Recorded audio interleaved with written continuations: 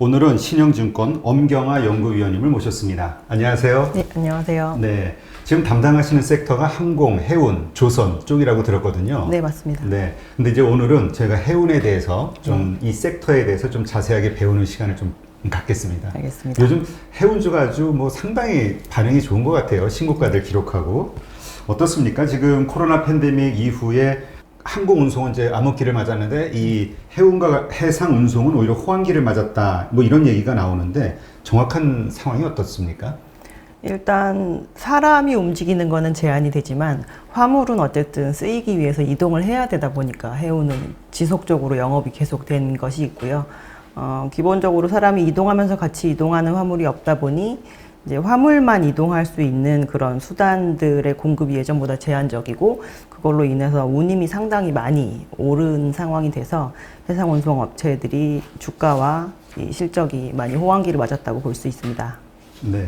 그러면 이게 지금 언제서부터 이게 그 뭐라 그럴까요? 코로나 이후에는 이 해상 운송도 마찬가지로 떨어졌었잖아요. 예, 언제서부터 맞습니다. 이게 반전이 시작이 된 거죠? 전체적으로 3, 4월까지는 해운 업체들의 운임도 떨어지고 주가도 엄청 떨어지고 했는데요. 이제 이 운임이 저점을 기록을 한 시점은 작년 4월이라고 볼 수가 있고요. 그때 이후로 최근까지 지속적으로 해상 운임이 상승하고 있는 상태라고 보시면 될 것 같습니다. 네. 그러면 일단 우리가 생각하기에는 지금 실물 경기가 물론 이제 기저효과 때문에 코로나 이후 뭐 조금 낮았다고는 보지만 기본적으로 전년 대비 비해서는 그렇게 월등하진 않다. 이게 보통 의견이잖아요. 근데 왜 이렇게 운임 지수가 올라가는 거죠? 운임이 올라가는 이유 중에서 특히나 이렇게 추세적인 상승은 이 수요에 해당하는 화물과 그리고 공급에 해당하는 이 선박이 돌아다니는 그 정도, 이제 그거에 불균형이 생겼을 때 많이 오르는 상황인데요. 작년 2분기에 이제 코로나가 대유행이 될 것이 예상이 됨에 따라서 선사들이 배를 많이 뺐습니다. 뭐 예를 들어서 10번 원래 왕복을 할 계획이었으면 한 3번은 빼는 거죠. 그래서 그런 식으로 단단히 이제 준비를 하면서 공급을 확 줄였는데 아까 말씀드린 것처럼 사람은 움직이지 않지만 어쨌든 화물은 계속 움직여야 되다 보니까 생각보다 화물은 덜 줄은 상태가 되는 겁니다. 그래서 공급이 부족하게 되고 이 스페이스를 잡기 위해서 더 많은 돈을 지불하고자 하는 화주들이 많다 보니 운임이 많이 상승하게 된 거라고 보면 될 것 같습니다. 네, 그렇군요. 근데 지금 운임지수, 이 2021년 상하이 컨테이너선 운임지수 추이를 보니까 오히려 저 작년 하반기서부터는 좀 이게 빠지고 있는 것 같은데요. 이 그래프가 운임지수가 2월 26일자로 뚝 떨어지는 것 같은데, 크진 않네요. 2875에서 2775. 그래프는 큰데 숫자를 보니까 이 착시현상이 이렇게 해놨네. 너무 오래 운임을 지금 보고 계셔서 그런 건데요. 아, 그래요? 제가 화면에 장기 그 운임 추이를 넣어놨는데 이 상하이 컨테이너 운임 지수는 2009년에 처음 발표가 되기 시작을 했었고요. 그때 이제 1000포인트로 시작을 했고 2015년 2월부터 2020년 1월까지 한 번도 1000포인트를 넘은 적이 없습니다. 그랬다가 아까 말씀드린 것처럼 3, 4월 정도에 저점을 찍고 이렇게 수직 상승해서 올해 1월에 2885를 기록을 했는데요. 상당히 많이 오른 상황이라고 보시면 되죠. 작년 그 저점 대비해서는 거의 한 3배 이상 되는 상황입니다. 그렇군요. 근데 하나 궁금한 게, 지금 중국하고 호주하고 좀 분쟁이 있잖아요. 네, 그래서 뭐 맞습니다. 특히 철광석 같은 경우는 거의 호주에서 수입하다가 중단하고 뭐 이랬다는 뉴스들을 들은 것 같은데, 그런 것이 이런 운임 지수에 뭐 반영은 안 되나요? 일단 제가 먼저 보여드린 이 운임은 완성품을 수송하는 선박들입니다. 박스 안에 뭐 의류, 뭐 건자재 이런 것들을 넣는 거고, 이제 말씀하신 것은 원자재에 해당이 되잖아요. 그래서 실제로 호주에서 중국이 철광석을 수입하는 비중이 많이 올라갈 때는 한 63%까지 자기네들이 수입하는 거에서까지 올라갔다가 그 부분이 조금 내려와서 지금 50%대로 다시 내려온 상태이고요. 중단되거나 이런 적은 없지만 그런 식으로 분쟁이 생기면 어쨌든 필요한 화물을 위해서 다른 지역으로 또 가야 되지 않습니까? 근데 철광석 같은 경우는 이제 대체 수입지가 브라질인데 브라질과 호주 중에서 브라질이 훨씬 머니까 더 많은 배가 투입이 돼야 돼서 운임 지수가 올라가는 효과가 생길 수가 있습니다. 아, 그렇군요. 아, 그러니까 이게 뭐 이렇게 그 원자재 수송하고 이런 컨테이너선 운임 지수하고 이게 다 네. 틀리군요. 네, 종류별로. 다릅니다. 아, 그러면 지금 이렇게 많이 역사적인 최고치를 기록을 했는데 이게 계속 이어질지 현재 경기 상황을 봤을 때 네. 혹은 뭐 다시 뭐 어떤 변동이 있을지 어떻게 보시나요? 컨테이너 시장은 이 1년의 사이클을 좀 잘라보면 2분기에서 그 다음 1분기까지가 보통 저희가 한 바퀴로 보거든요. 그래서 이제 2분기, 3분기, 4분기에는 많이 성수기에 해당이 되고 그 해 형성이 됐던 운임을 가지고 1분기에 이제 내고를 합니다. 우리 내년에는 어느 정도의 운임으로 수송을 할까라는 내고를 하게 되는데 지금 요 시점이 이제 지금 시점 정도이고요. 이때가 가장 비수기고 다시 이제 또 4월 정도부터는 21년의 장사를 이제 시작을 하게 되겠죠. 근데 기본적으로 작년에 운임이 좋았었기 때문에 이 올라간 거를 해운사들이 모두 누리지 못했습니다. 왜냐하면 장기적인 화주들도 있고 단기적인 화주들도 있거든요.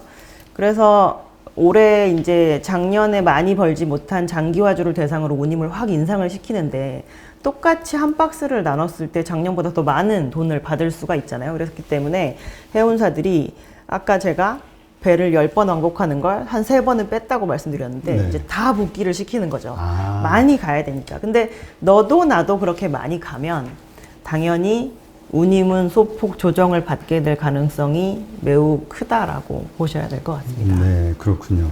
근데 지금 그 잠깐 그 철강석 얘기도 나눴지만은 그 원자재 가격들이 많이 상승하고 있잖아요. 네네. 이런 것들이 어떤 그 운임 지수 혹은 뭐 이런 어떤 업황에 영향을 끼치나요? 이 화물의 가치가 올라가면 운임료는 따라서 올라가게 되는 경우가 상당히 많습니다. 아, 저희가- 양이 아니라 가격으로. 네. 왜냐하면 저희가 일반적으로 소포를 보낼 때도 이 소포 안에 들어있는 화물의 가치가 어느 정도 되나요? 라고 이렇게 쓰고 가치가 높으면 운임료도 조금 높게 책정될 가능성이 상당히 높거든요. 왜냐하면 이 부피가 작고 이렇지만 이거 하나를 수송함으로 인해서 이 제품을 보내는 사람은 훨씬 더 많은 돈을 벌 수 있기 때문에 사실 운임료를 지불할 용의가 충분히 있죠. 높은 운임료를 지불할 용의가. 그래서 화물의 가격이 올라간다는 건 그 화물을 원하는 소비자가 많다는 뜻이기 때문에 자연스럽게 운송량도 늘어나는 거고요. 그렇기 때문에 운임료도 따라서 올라가게 되는 경우가 거의 대부분이다라고 보시면 될 것 같습니다. 아, 그렇군요. 그러니까 하여튼 앞으로 계속 이렇게 그 상승할 수 있는 요소들이 계속 있는 거네요. 네, 맞습니다. 예. 그러면 지금 그 제가 이 얼라이언스라고 해서 이렇게 연합체가 있는 것 같더라고요. 네네, 맞습니다. 그래가지고 서로 이게 뭐 어떻게 뭐 물량 지금 얘기하신 대로 배의 숫자를 뭐 이렇게 조정을 해가면서 가격대를 유지하는 것 같은데 네네. 어떻게 보면 담합이라고 볼 수 있을 것 같기도 하고 이게 어떤 상황인가요? 그 얼라이언스라고 하는 건 해운사들이 배를 다 한정적으로 들고 있는데 예를 들어서 제가 이제 삼성전자라는 큰 화주면 이 제품을 아프리카에도 팔고 싶고 미국에도 팔고 싶고 유럽에도 팔고 싶지만 한 해운사가 그 화물을 아주 여러 곳에 다 놔줄 정도로 노선을 안 갖고 있을 수도 있는 거잖아요. 그렇죠. 그래서 이제 편을 짜는 거죠. 내가 배 15척 넣을 거야. 내가 배 30척 넣을 거야. 그래서 이렇게 수십 척을 모아가지고 우리 이러한 노선을 서비스를 하자. 만약에 내가 직접 가지고 있는 배가 아니라고 하더라도 우리 얼라이언스 화주가 넣을 때는 내가 대신 운송해주고 우리 같이 이거에 대해서 노선을 운영해서라고 하는 식으로 하는 거고요. 이제 말씀하신 것처럼 이제 담합이 될 수 있는 부분은 이런 얼라이언스가 한 군데가 아니라 되게 여러 군데인데 동시다발적으로 운임의 지나친 하락을 막기 위해서 우리 공급량을 좀 줄이자라는 식의 합의가 될 수도 있습니다.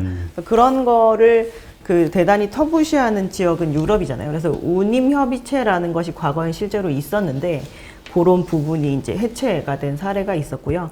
실제로 시장 논리에 의해서 그 움직여지는 시장이기 때문에 협의체가 아무리 있다고 해도 그냥 과잉 공급이 들어가는 순간 운임은 또 시장에 맞게 내려오게 되는 그런 성격을 가지고 있습니다. 네. 지금 사실 그 몇 년 전부터 시작된 그 미중 그 갈등 때문에 사실 중국의 수출이 되게 줄 걸로 예상을 했었잖아요. 많은 분들이. 근데 오히려 이렇게 나온 데이터를 보니까 수출은 더 늘어났고 하여튼 이렇게 수출이 중국이 늘어나면서 역시 이 운임지수에 뭐 영향을 끼치지 않을까? 뭐 이런 생각이 얼핏 들더라고요. 또 가까운 나라니까, 이웃 나라고.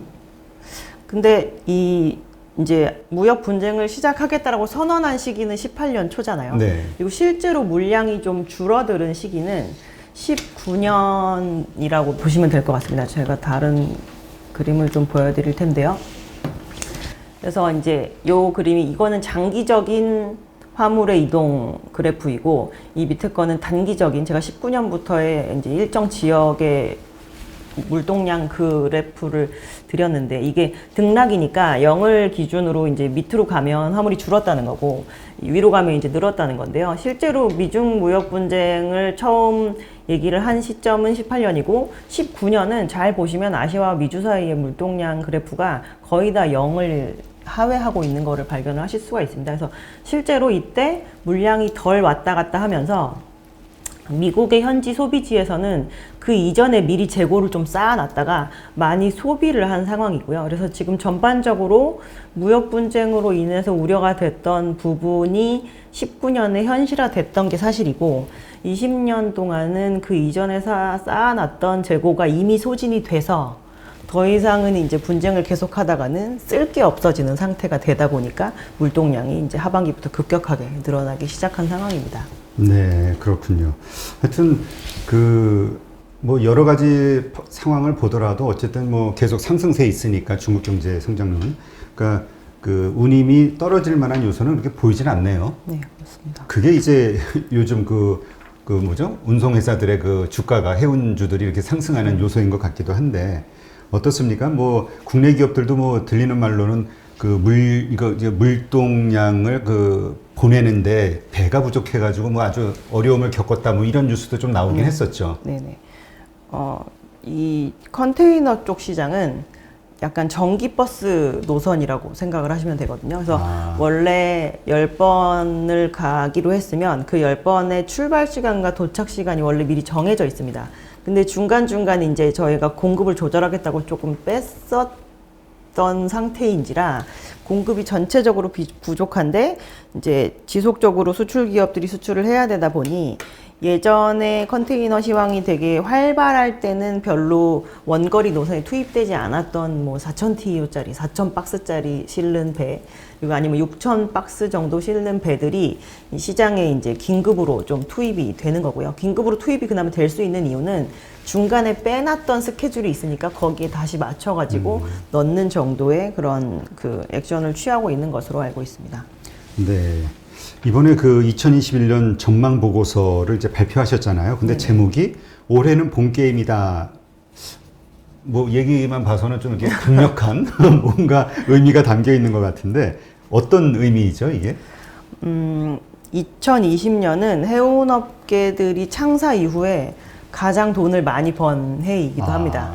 그래서 돈이 많이 벌리면 이 비즈니스 자체가 배라는 되게 큰 돈이 드는 재화에 투자를 해서 그걸 만들어가지고 다시 운송 서비스를 하는 그런 비즈니스잖아요. 그래서 돈이 잘 들어오면 이 화물이 시장에 따라서 이렇게 성장하는 성장률은 사실 별로 변동이 없는데 이 배에 투자하는 것은 사람인지라 투자를 확 많이 했다가 적게 했다가 돈이 들어오니까 당연히 투자를 많이 해야 되겠죠. 그리고 아까 말씀드렸지만 운임이 엄청 높으면 당연히 옛날에 서비스 수를 줄였던 걸 다 다시 부활시키고 싶잖아요. 그래서 그렇죠. 올해는 전반적으로 산업의 경쟁은 대단히 심화될 수 있다라고 생각을 하셔야 됩니다. 그러니까 기본적으로 이 컨테이너 시장은 하우징 경기와 대단히 연관이 높거든요. 근데 저희가 이전에 있었던 금융위기가 이 서브프라임 모기지 사태로 인한 거였기 때문에 가장 타격을 많이 입은 그 비즈니스 중에 하나가 컨테이너 해운이거든요. 그래서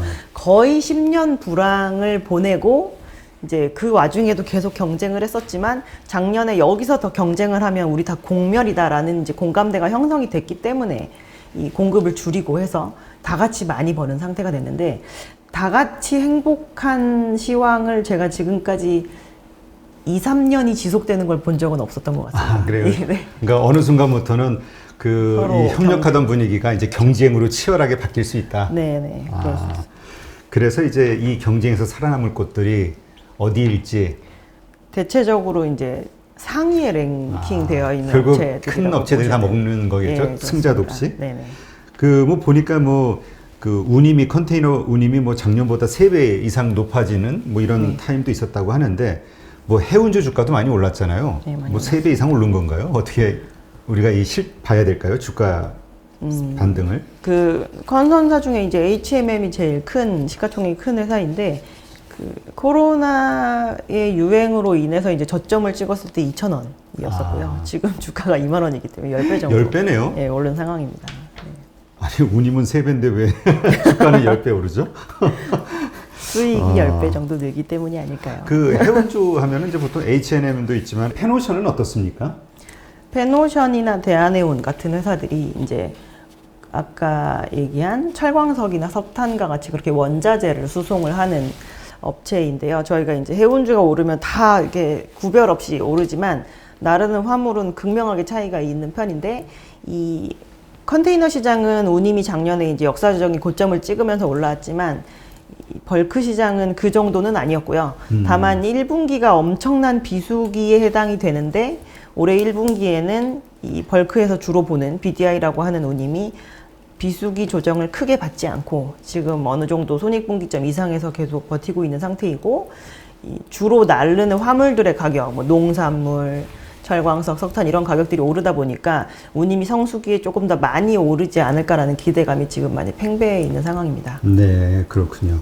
지금 그 증권사들의 하우스 뷰는 어떻습니까? 그 목표가는 지금 아직 그 좀 볼륨이 있나요? 아니면은 그 거의 뭐 다다랐나요? 이 H&M 쪽 같은 경우는 한 2만 원대 중반 정도 제시하는 분들이 제일 높게 제시를 하는 것 같고요. 저는 개인적으로 좀 보수적인 뷰를 가지고 있는 편이고 그 다른 벌크 선사들에 대해서는 저희는 조금 여력이 있는 가격대를 제시를 하고 있고 저와 좀 반대의 의견을 가지고 계신 분들도 있고 그런 상태입니다. 아, 그렇군요. 네. 그 보수적으로 그 가지고 계신 이유는 왜 그래요? 어쨌건 지금 아까도 우리가 잠깐 살펴봤지만 그렇게 가격이 하락할 만한 어떤 요소는 없었잖아요. 근데 왜 좀 보수적으로 보시나요? 일단 공급이 올해는 더 늘 수 있다라고 저는 생각을 하고요.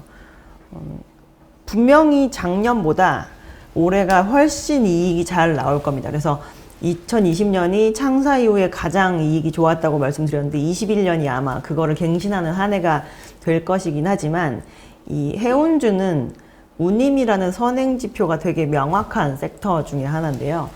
이 운임과 주가가 매우 동행을 하는 것도 사실입니다. 그래서 작년에 오른 아니면 전분기에 오른 운임으로 분명히 올해 실적이 잘 나올 건데 만약에 지금 운임이 빠지고 있다. 조금이라도 살살살 빠지고 있다. 그러면 이거는 미래에는 지금보다 조금 덜 벌 수 있다라는 시그널을 미리 주는 것이잖아요. 그래서 그 부분이 이제 주가 캡을 많이 형성을 하는 편이고요. 저희가 그래서 이 글로벌 업체들의 주가를 조금 보여드릴 건데 네. 이게 이제 19년부터 이제 1등 컨테이너 선사인 AP 폴러 그리고 우리나라 H&M이랑 거의 순위가 비슷한 에버그린 그리고 이제 또 다른 회사인데요.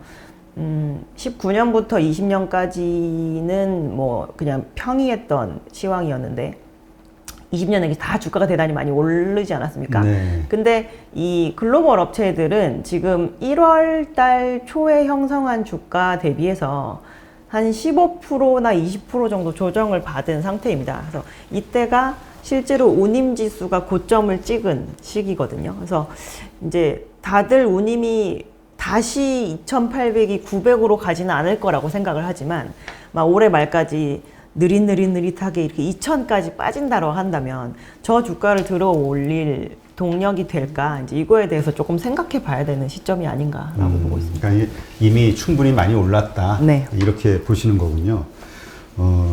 근데 이게 지금 그 그래프상으로는 이제까지 이것도 하나의 경기 민감주라고 볼 수 있죠. 네, 그렇습니다. 그래서 저도 과거에 이게 한참 하도 오래돼가지고 아마 고무렵인 것 같은데 2000년대 초중반까지는 이 현대상선, 그다음에 현대엘리베이터 이렇게 연관돼가지고 같이 주가가 그랬었잖아요. 네네. 그때 몇 번 투자했던 경험이 계속 남아 있는데 그 기억으로는 이게 좀 이렇게 장기 투자로는 좀 이쪽 섹터는 좀 어렵지 않았나 뭐 그런 기억이 나거든요. 그래서 막 상장한 지 몇십 년 된 뭐 글로벌 회사들의 주가를 뽑아보면 네. 아주 장기 이동 평균은 보통 올라가는 편이잖아요. 근데 운송 섹터는 별로 그렇지 않은 그림을 보입니다. 그러니까 지금 말씀하신 것처럼 가격이 이렇게 어느 정도 충분히 올라오면은 이제 좀 그러니까 어떤 모멘텀 투자 혹은 뭐 실적 투자 뭐 이런 쪽으로 봐야 되겠네요. 그렇죠. 알겠습니다. 아니 오랜만에 그 보수적으로 장을 보시는 분 보니까 신기해서. 그러면 그 해운주 중에서 그래도 그나마 좀 가격이 덜 올랐다. 아직은 좀 오를 룸이 좀 남아 있다. 이렇게 보시는 것도 좀 있나요? 저는 원자재 수송하는 시장 쪽은 여전히 조금 좋게 보는 편이고요. 그 컨테이너 시장이 전기버스 시장이라고 하면 이 벌크 시장은 택시 같은 시장입니다. 만약에 화주가 저 여기서 여기까지 철광석 옮겨주세요라고 하면 그 한 화주를 위해서 가서 한 선박에 한 화주의 그 화물을 싣고 가는 거거든요. 그래서 대단히 시장이 이제 정기적인 노선이 없고 그때그때 필요할 때마다 이렇게 형성이 되는 시장인데 그렇다 보니까 진입장벽이 낮아서 시장이 달아오를 땐 확 달아오르고 꺼질 땐 되게 처참하게 꺼지는 그런 성격을 가지고 있습니다. 실제로 2007년, 8년 요때 호황일 때가 벌크 호황이었었거든요.